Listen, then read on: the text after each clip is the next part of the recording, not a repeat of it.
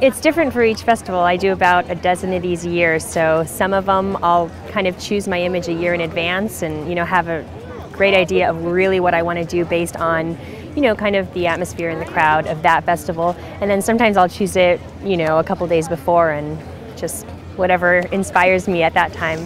The big thing that inspires us is all these people. Here the kids are so excited, and to see everybody get excited.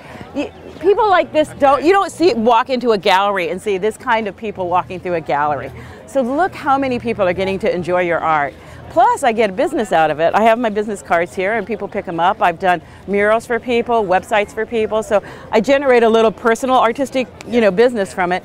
But mainly it's just fun. It's fun talking to the people. It's fun doing the art. Sometimes you get in the zone and you just are going, and then somebody's saying, just see it, and you realize it's somebody you know really well, and you're like totally didn't even know.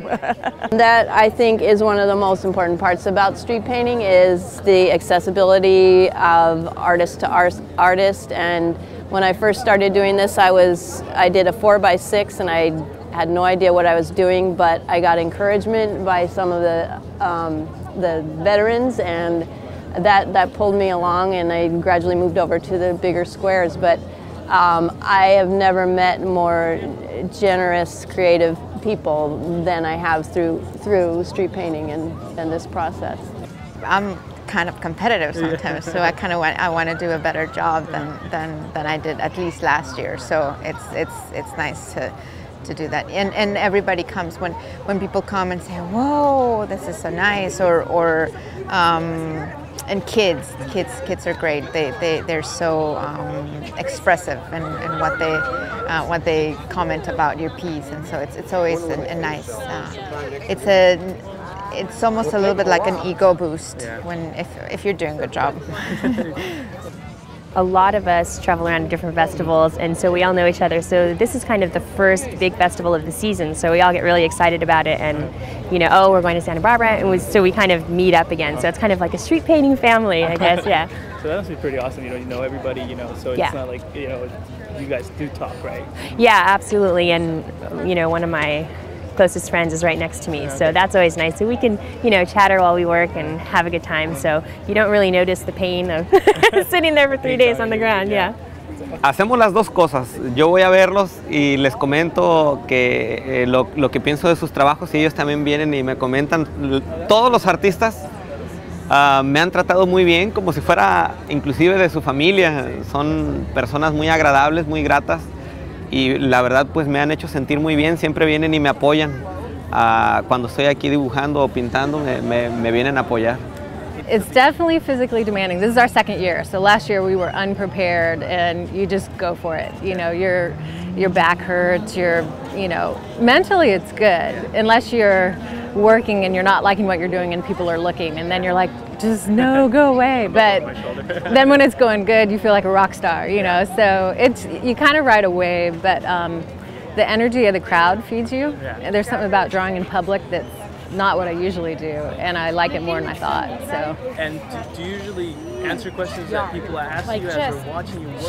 Sure. What kind of questions do people ask? It's great when the little kids come up and go, I like to draw, how do you do that? Interesting comments, when you grid it out, you just draw a basic outline, and some people are like, oh, that's just paint by number. And you're like, well, it's a little more complicated than that. So, but yeah, it's great getting questions from kids. So. La verdad hay unos artistas fantásticos aquí. Estoy impresionado con las artistas que están trabajando en este lugar. Tienen mucho talento todos. Pues, ¿qué puedo decir? Me siento honrado de estar en este sitio. La ciudad es preciosa, la gente me trata con mucho cariño. Igual los paisanos que vienen por aquí, pues es muy alentador que lleguen y me echen porras, porque ven que soy de Puerto Vallarta. Me siento muy bien de estar en Santa Bárbara. Es mi primera vez que vengo, pero la verdad me han tratado como si estuviera en casa. Hay algunas veces que me siento hasta mucho mejor. In the beginning, when I first started, I kind of, oh my gosh, I have to leave before they, wash it down. But now it's an aspect that I really enjoy about it, because when people come to a festival like this, they realize that it's only going to be here a couple days, and you can drive the same route to work every day, and there's a mural there that you never notice, you know, because it's always there. But something like this, people really take notice a little more and appreciate it because tomorrow it won't be here, you know. I think this festival probably never would have happened if it were not for Father Virgil Cordano, who is a very special man at the mission, and the willingness of the mission to have us involved in their bicentennial celebration back in 1987, and it's just the perfect venue for this art form that comes from Italy. And it was my idea to try to have this at the mission to begin with, because I wanted to preserve the tradition of the art form being done in front of a Catholic church. And I think the mission, there's no more beautiful, wonderful, and appropriate venue for this festival than our old mission. And it's just, I'm very grateful to the mission for allowing us to continue to have our festival on their doorstep, so to speak, in their piazza.